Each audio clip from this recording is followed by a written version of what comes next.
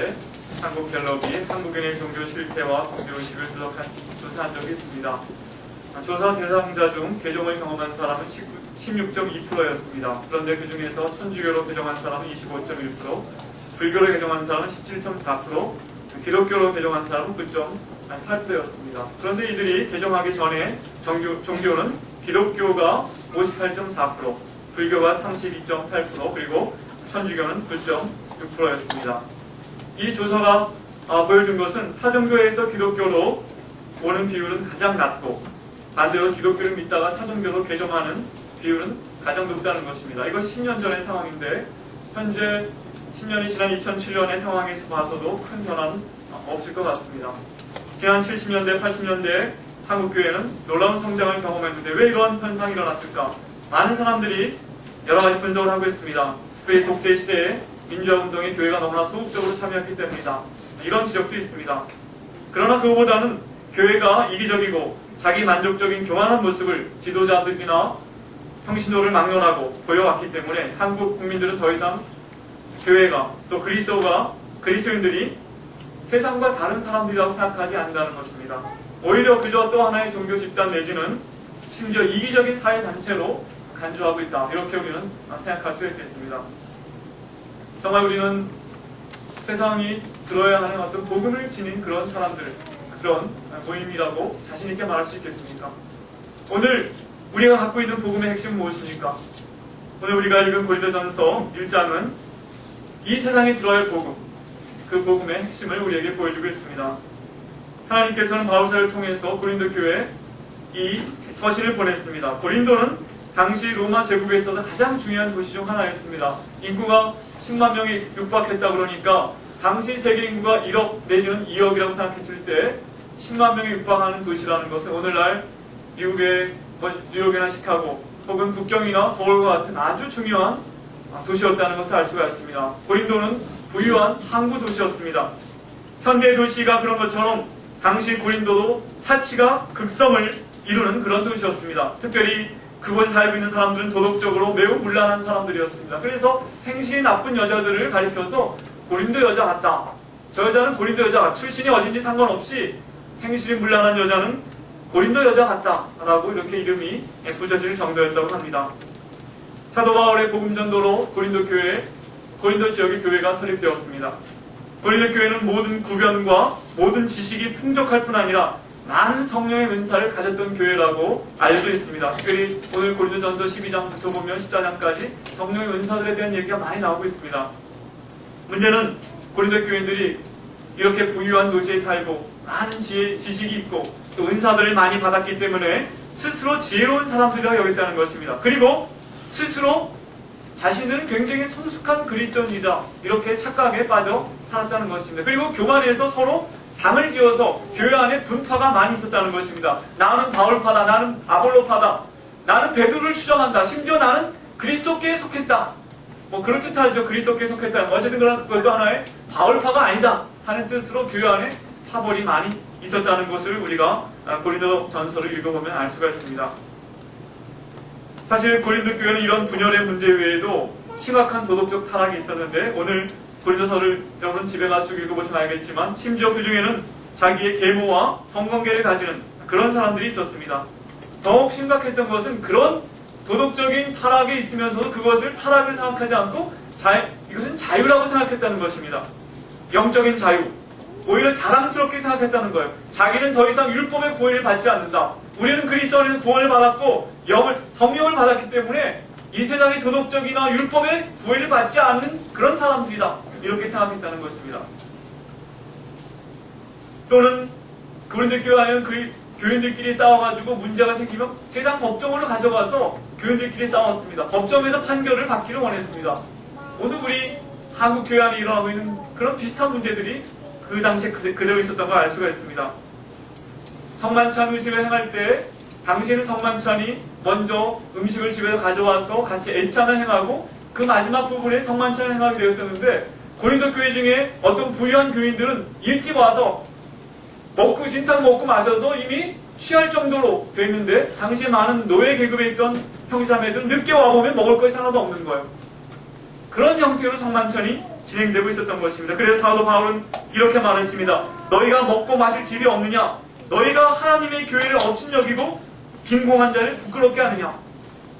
11장 22절에 이렇게 나와 있습니다. 오늘 고린도서를 쭉 보면 이런 문제들이 고린도 교회 안에 있었다는 것입니다. 성령의 은사들을 함부로 사용하고 또 교회에 올 때 목장을 아무렇게나 하고 이런 모든 것들이 고린도 교회 안에 있었는데 그러면서도 스스로를 성숙한 교인이라고 그리스도인이라고 착각하고 있었던 고린도 교회. 이들에 대하여 사도 바울은 한마디로 너희는 성숙한 그리스도인이 아니라 육에 속한 그리스도인이고 어린아이다 이렇게 책망했던 것을 볼 수가 있습니다. 그러면서 참된 그리스도인, 성숙한 그리스도인이 되려면 복음의 핵심인 십자가를 이해한다 하면서 십자가를 제시하고 있는 것입니다.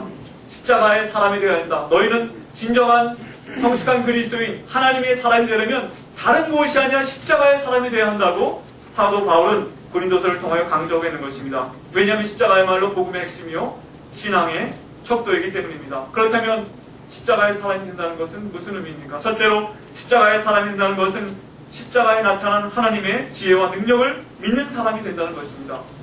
십자가는 구원과 멸망이 판가름 나는 자리입니다. 오늘 1장 18절 다 같이 읽겠습니다. 18절 말씀 시작.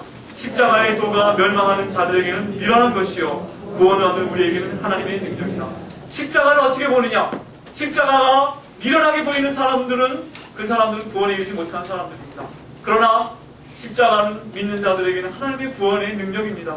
이것은 2000년 전 당시 그리스도인들이나 오늘 우리나 똑같습니다. 십자가가 하나님의 구원의 능력인 것입니다. 이것은 미국에 있는 그리스도인들뿐 아니라 한국에 있는 그리스도인들, 중국에 있는 그리스도인들 모든 사람들에게 복음의 핵심은 십자가인 것입니다.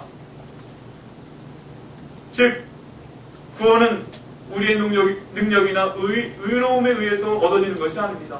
우리가 노력해서 우리가 선하게 살아서 얻는 것이 하나님의 구원이 아닌 것입니다. 하나님께서 예수 그리스도를 십자가에 달려 피 흘려 죽게 하심으로 하나님의 어린 양이신 그분을 믿고 의지하게 될 때 우리는 십자가의 사람이 되고 하나님의 의를 덧입게 되는 것입니다. 우리가 아무리 선한 행위를 하려고 하고 우리가 가진 지혜를 동원한다 할지라도 하나님의 구원을 획득할 수가 없습니다. 우리가 행하는 최상의 의로운 삶도 하나님 앞에서는 하나님의 불꽃 같은 눈으로 살필 때는 죄로 오염되어 있다는 것이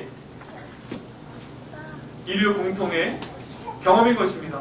그래서 사도 바울은 말하기를 오라 나는 공고한 사람이로다. 이 사망의 몸에서 누가 나를 건져내라 라고 탄식했던 것입니다. 십자가는 우리에게 말합니다. 우리 자신의 의를 포기하고 회개하고 하나님께 돌이켜 하나님께서 주시는 의를 덧입으라. 이것이 십자가가 우리에게 선포하는 것입니다. 이것은 많은 사람들에게 자존심을 상하게 합니다. 내 힘으로 능력, 내 지혜로 구원을 얻을 수 있다, 탈취할 수 있다. 이것이 많은 사람들의 자존심을 세워주는 메시지입니다. 그러나 십자가는 그렇지 않습니다. 너로는 할 수 없다. 구원자가 필요하고 하나님께서 그리스도를 통하여 십자가에 이루신 것을 겸손히 의지하라. 이것이 성경의 메시지인 것입니다. 불교의 사형리가 있습니다. 태국에서 개발되었다고 하는데 기독교에서 흔히 전도할 때 쓰는 사형리, CC에서 만든 사형리에 반발해서 불교인들이 만든 사형리라고 합니다. 이렇게 시작되면 제1원리, 당신은 이미 구원받았다. 2원리, 아무도 우리를 구원해줄 수 없다. 3원리, 오직 우리 자신만이 우리를 구원할 수 있다. 4원리, 이것이 부처님이 주시는 가장 놀라운 말씀이다. 어떻습니까 여러분? 오직 하나님을 의지하고 하나님의 독생자 그리스도를 구원자로 믿고 겸손히 의지하여 구원에 얻는다. 이것이 여러분의 자존심을, 인간적인 자존심을 더 세워줍니까? 아니면 당신이 이미 구원받았다. 오직 당신만이 당신을 구원할 수 있다. 하는 것이 우리의 자존심을 더 세워줍니까? 우리 인간의 타락한 본성은 우리 자존심을 세워준 메시지에 귀를 기울이기 쉽기 때문에 항상 십자가는 그때나 지금이나 미련하게 보이는 것입니다. 구원받지 못한 사람들, 멸망할 자에게는 십자가는 어리석게 보인다. 그러나 구원은 우리에게는 십자가 하나님의 능력이다. 선포하고 있는 것입니다. 유대인들은 십자가를 거리끼는 것으로 여겼습니다. 오늘 말씀에 보면 유대인 표적을 구하고 헬라인 지혜를 찾으나 유대인들의 어떤 놀라운 기적, 이것이 중요했습니다. 헬라인은 지혜를 추구하는 사람들이었습니다. 그래서 십자가는 유대인들에게는 거리끼는 것이다. 영어로 보면 원래 헬라 언어에 스캔달론이라는 뜻인데 스캔달이라는 단어가 바로 십자가에 적용되어 있어요. 십자가는 유대인들에게 스캔달이었다는 것입니다. 추문이었다는 것입니다. 왜냐하면 그들에게 있어 십자가는 너무나도 자신들이 이방인의 지배하에, 특별히 로마의 통치하에 살고 있다는 것을 보여주는 상징이었습니다. 로마 시민은 결코 십자가에 못 박혀 죽지 않았습니다. 로마 시민은 아무리 잘못했어도 십자가에 못 박아 죽는 것은 너무나 수치스럽기 때문에 아무도 로마 시민권을 가진 사람은 십자가에 죽을 수가 없었습니다. 우리가 알다시피 예수님은 로마 시민권이 없었기 때문에 십자가에 못 박혀 벌거벗긴 채로 십자가에 못 박혀 죽으셨습니다. 그러나 사도 바울은 로마 시민권이 있었기 때문에 그는 목배임을 당했던 것을 볼 수가 있습니다. 사실은 가장 처참한 처형 방법인 십자가, 아마 우리 조선시대 아마 역적들을 만약 조선왕조가 가장 참혹하게 처형하는 방법은 뭐였을 거예요? 아마 뭐라 그러나요? 사지를 찢어서 죽인다. 그런 벌이 있었죠. 그런 것과 해당하는 것이 바로 십자가의 처형이었습니다. 그렇기 때문에 유대인들에게 십자가는 너무나 이것은 거리끼는 것이었습니다. 헬라인들에게 있어 지혜를 구하는 헬라인들에게 있어서 신은 완전히 모든 것을 초래해 있어야 되는 존재인데 어떻게 하나님이 이 땅에 오셔서 육체가 되어서 물질의 세계에 들어와서 십자가에서 그러한 물과 피를 쏟으며 고통을 받을 수 있는 것인가? 이것은 도저히 그들에게는 받아들일 수 없는 것이었던 것입니다. 그러나 구원을 얻는 우리에게는 헬라인이나 유대인에게 십자가는 하나님의 지혜요 능력이다. 우리에게도 그렇습니다. 십자가에 못 박힌 그리스도야말로 하나님의 능력이요 지혜입니다. 유대인들은 아직도 예수님을 그 저주받은 자라고 부르고 있습니다. 그러나 우리는 십자가를 바라보게 될 때 십자가에 달리신 그리스도는 바로 우리를 위한 희생이라는 것을 알고 있습니다. 우리를 위한 희생, 하나님께서 우리가 받을 심판을 그리스도께 쏟아 부으심으로 그리스도께서 받은 저주는 우리를 위한 복이 된 것입니다.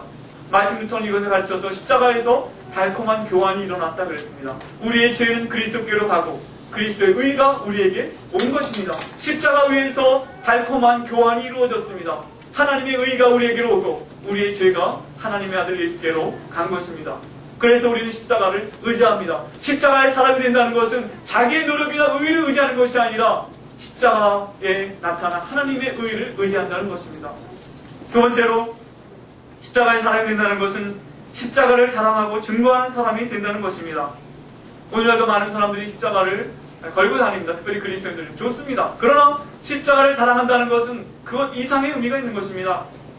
제가 라틴 아메리카에서 있게 될 때 라틴 아메리카는 천주교가 오랫동안 지배했던 나라이기 때문에 가는 곳곳마다 십자가를 볼 수가 있습니다. 높은 산에서 십자가를 세워놓고 성당들이 있고 집집마다 지붕 꼭대기에 십자가가 그려진 그런 옛날 집들도 많이 보았습니다.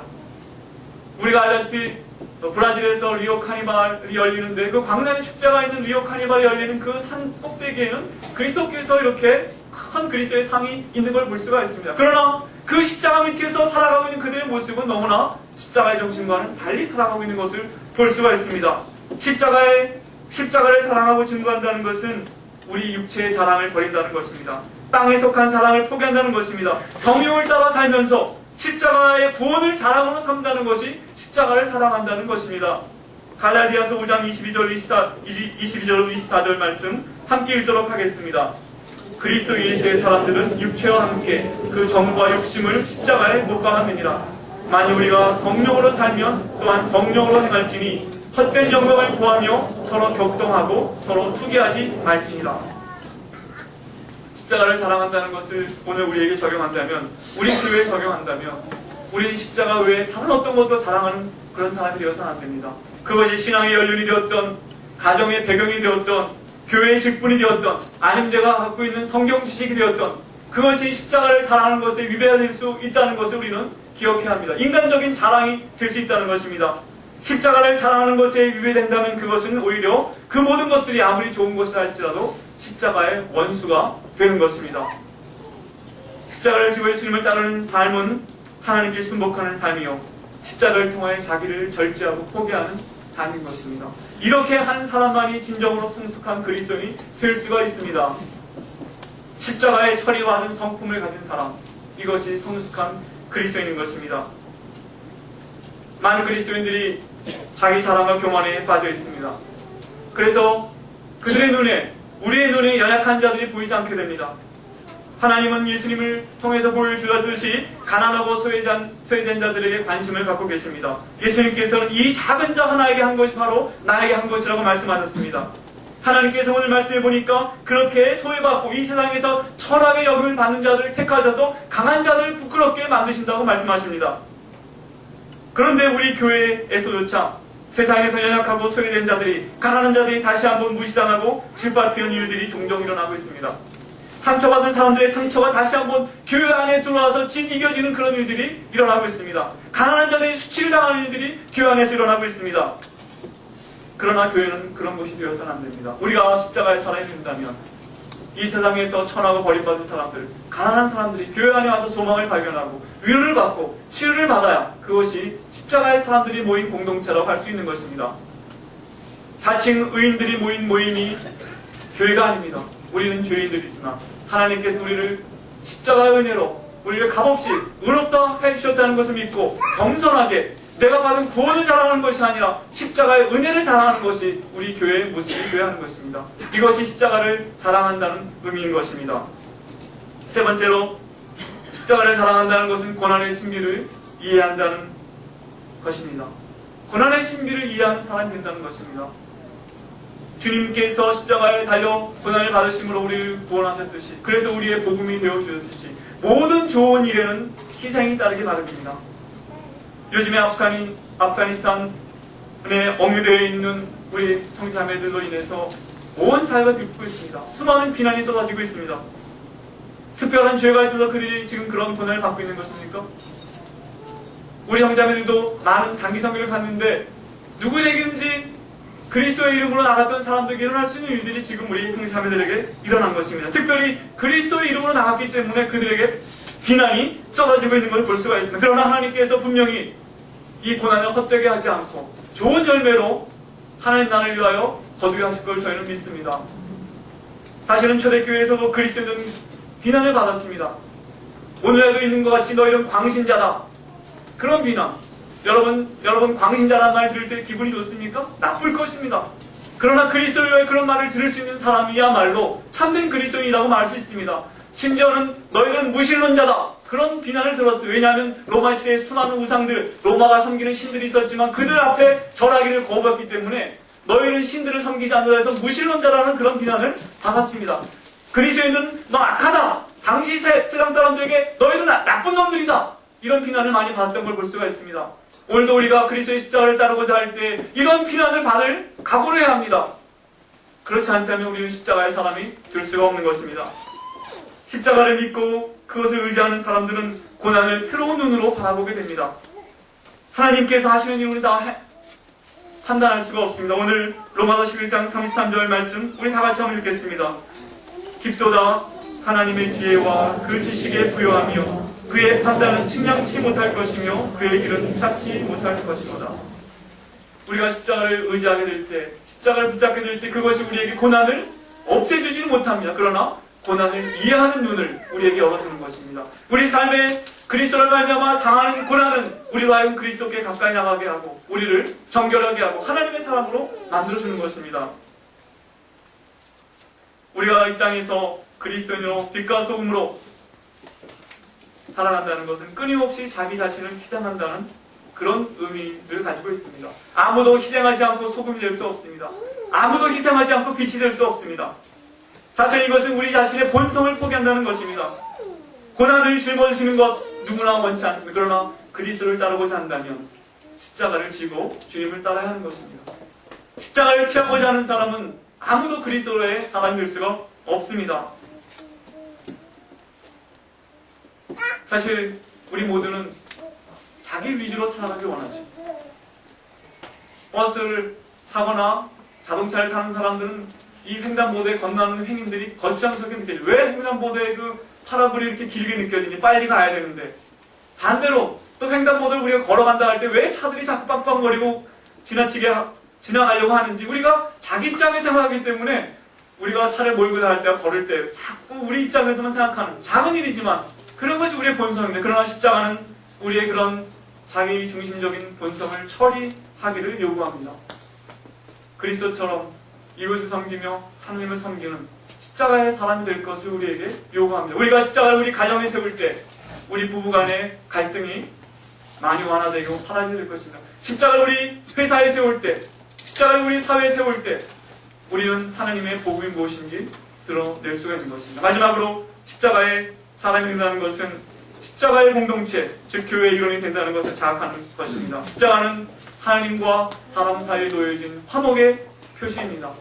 하나님께 나가는 길이 막혔던 것을 그리스도께 십자가로 처리하셨습니다. 유대인과 헬라인의 장벽을 십자가로 허무셨습니다.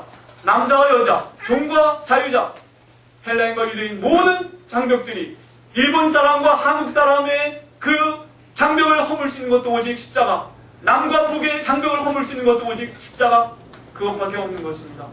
그러므로 우리끼리 먼저 화목해야 합니다. 교회 안에서 형제자매들끼리 서로 차별하며 여러 가지 이 세상의 기준을 가지고 서로 구분하는 일이 십자가의 공동체에서는 있어서는 안 되는 것입니다.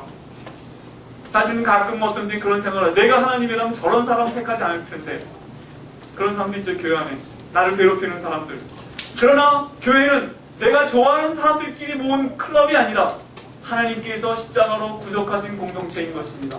하나님의 형제 자매들, 하나님의 백성이 모인 교회 자리가 바로 교회이기 때문에 우리는 교회 안에 서로 용납하며 십자가를 두고 화목하는 것이 우리 안에 반드시 필요합니다. 이제 말씀을 했습니다. 우리는 십자가의 사람이 되어야 합니다.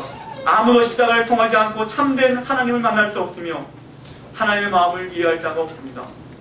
누구도 십자가를 지지 않고 예수님을 따를 수가 없습니다. 십자가는 복음의 핵심이요 우리 신앙의 척도입니다. 십자가를 통해서만 우리는 예수님의 거룩을 담게 됩니다. 십자가를 붙들고 십자가를 자랑하는 사람이 우리는 되어야만 되겠습니다.